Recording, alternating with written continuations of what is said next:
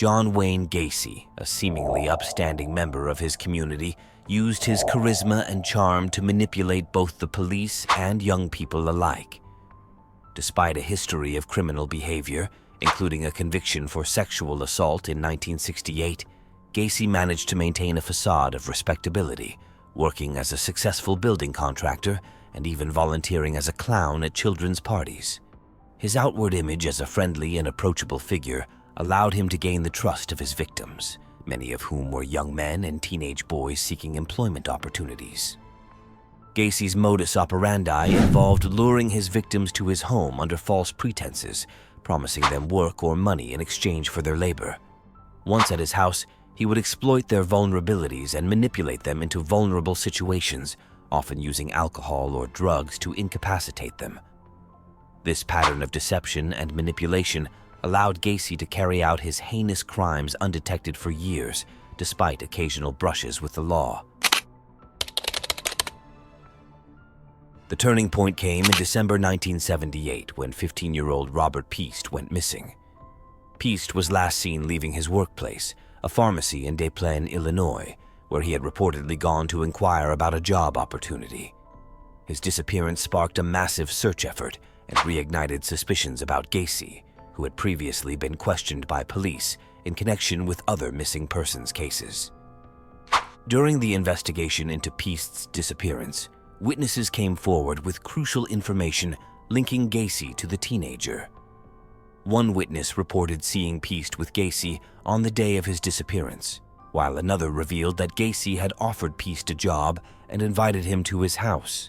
These testimonies provided law enforcement with the breakthrough they needed to obtain a search warrant for Gacy's home. On December 21, 1978, police executed the search warrant at Gacy's house in Norwood Park Township. What they discovered inside was beyond their worst nightmares. Beneath the floorboards of Gacy's house, investigators uncovered the remains of numerous victims, many of whom had been buried there for years. The grim discoveries shocked the nation and confirmed what many had suspected for a long time. John Wayne Gacy was a serial killer. Gacy was arrested on the spot and charged with multiple counts of murder. Despite his attempts to maintain his innocence and downplay the extent of his crimes, the evidence against him was overwhelming. The meticulous work of law enforcement, coupled with the bravery of survivors who came forward to testify against him, ensured that Gacy would finally face justice for his horrific deeds. Gacy's trial, which began in February 1980, took place in Cook County, Illinois, and lasted over a month. The courtroom became a stage for the prosecution to present a mountain of evidence against Gacy, while the defense sought to cast doubt on his guilt and sanity. The prosecution built its case meticulously, presenting forensic evidence, witness testimony, and the chilling accounts of survivors who had escaped Gacy's clutches. Key pieces of evidence included the remains of Gacy's victims, recovered from beneath his house and other locations, as well as personal belongings belonging to the victims found in Gacy's possession. The defense, led by a team of experienced attorneys, employed various tactics in an attempt to undermine the prosecution's case. They argued that Gacy suffered from mental illness, including dissociative identity disorder, which impaired his ability to control his actions. They also sought to discredit witnesses and cast doubt on the reliability of the evidence presented by the prosecution. Throughout the trial, Gacy maintained his innocence, claiming that he had been framed by associates and that the murders were the work of multiple perpetrators.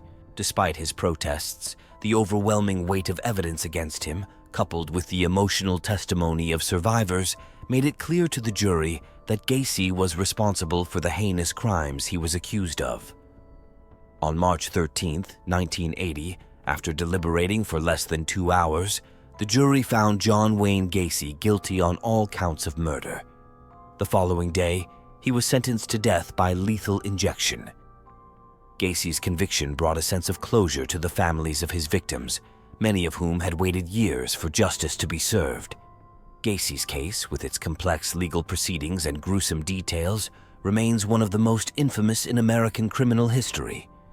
It serves as a reminder of the importance of due process and the tireless efforts of law enforcement and prosecutors in seeking justice for the victims of heinous crimes. If you would like more content like this from us, consider hitting that subscribe button and turn on post notifications to be the first one to watch our videos when it gets uploaded. Until then, Team Evidence Expos say goodbye.